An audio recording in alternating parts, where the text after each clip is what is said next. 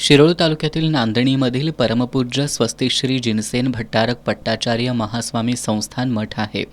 1200 वर्षांपूर्वी या मठाची स्थापना झाली आहे. या मठाच्या अधिपत्याखाली 748 गावं येतात. सध्या या मठामध्ये परमपूज्य स्वस्तिश्री जिनसेन भट्टारक पट्टाचार्य महास्वामी हे मठाधिपती म्हणून कार्यरत आहेत. जैन धर्मीयांची हत्तीवर विशेष श्रद्धा आहे. विविध धार्मिक कार्यक्रम, पंचकल्याण पूजेत हत्तींचा सहभाग असतो. या मठामध्ये गेल्या 35 वर्षांपासून मधुरा नावाची हत्तीण आहे. ही हत्तीण वनविभागाच्या परवानगीशिवाय तेलंगणामधील मिरवणुकीमध्ये सहभागी करण्यात आल्याचा आरोप पेटा या प्राणी हक्कांसाठी काम करणाऱ्या संस्थेनं केला होता. यावर उच्च न्यायालयानं एक चौकशी समिती नेमली होती.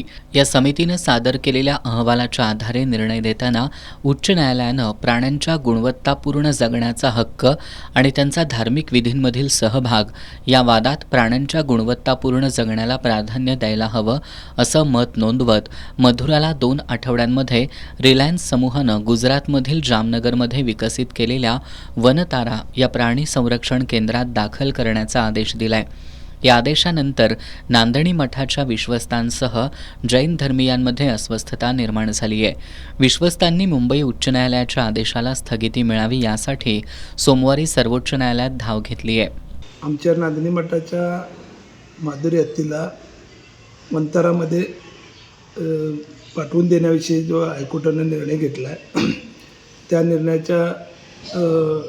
निर्णयाला आम्ही सुप्रीम कोर्टात आव्हान द्यायचं ठरवून काल आम्ही सुप्रीम कोर्टामध्ये पिटिशन दाखल केलेलं आहे आणि ते सुप्रीम कोर्टाकडून आम्हाला हत्ती तिकडं न पाठवता आमच्याकडे ती सगळी व्यवस्था आहे आणि त्या हत्तीचे चांगल्या पद्धतीने संगोपन आम्ही ते करू शकतो आणि त्यामुळे ते हत्ती आमच्याकडेच राहावं आहे ही आमची जी मागणी आहे त्या मागणीला सुप्रीम कोर्टात आम्हाला न्याय मिळाला असं अपेक्षा आहे. दरम्यान स्थानिकांनी नांदणी मठातील हत्ती अन्यत्र हलवण्यात येऊ नये यासाठी विधिमंडळात आवाज उठवावा अशी मागणी आमदार सतेज पाटील यांच्याकडे केली आहे.